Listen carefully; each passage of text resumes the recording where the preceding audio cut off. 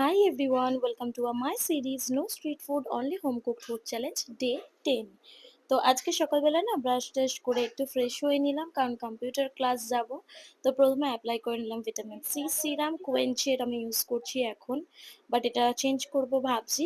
এরপর আমার ডাক্তারের দেখানো যে সানস্ক্রিনটা সেদিনকে দেখালাম সেটাই ইউজ করে নিলাম। প্রতিদিনের মতো একটু ড্রাই ফ্রুটসও ধুয়ে খেয়ে নিলাম।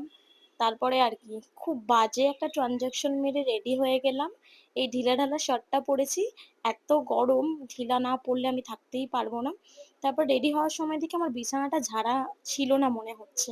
তো আমি আবার ভুলে গেছিলাম মানে ঝেড়েছি কিনা বিছানাটা। তো আমি আবার বেডটাকে ঠিক করে একটুখানি ঝেড়ে নিলাম। তারপর আর কি চলে গেছিলাম হচ্ছে কম্পিউটার ক্লাসে। কিছুটা ক্লিপস নিয়ে তারপর কম্পিউটার ক্লাস শেষ করে আমি বেরিয়ে এলাম বাড়ি যাব বলে। হ্যাঁ, আমি এভাবেই কম্পিউটার ক্লাস যাই। আর তারপরে বাড়ি চলে এলাম। খেলাম একটু গ্রিন টি। আর আজকে তো আমাকে জ্বালাতে আবার চলে এসেছে আমার ছোট কাকির মেয়ে ঢপু। আর তারপরে ব্রেকফাস্টে ছিল হচ্ছে আটার রুটি, সরি আটার পরোটা আর সাদা আলুর তরকারি, এটা আমার ফেভারিট। দেন স্নান-টান করে নিলাম। দুপুরবেলা লাঞ্চে ছিল চিংড়ি মাছ ভাজা, কলমি শাক ভাজা, উচ্ছে আলু ভাজা আর ভোলা মাছের ঝাল, যেটা আমি খাই না ঝালটা। আমি খালি ভাজাগুলো দিয়ে ভাত খেয়েছি। দেন বিকেলবেলা একটু ছাদে বসেছিলাম।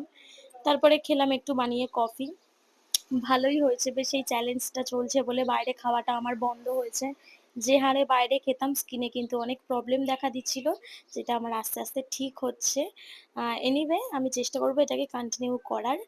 তারপরে আর কি রাতে ডিনার করলাম পটল ভাজা আর কুমড়ো চিংড়ি তরকারি দিয়ে আলু দিয়ে। ব্যাস তারপরে স্কিন কেয়ার করেই শুয়ে পড়লাম। That's for today guys. ভিডিওটা ভালো লাগলে একটা লাইক কমেন্ট এন্ড শেয়ার করে দিও।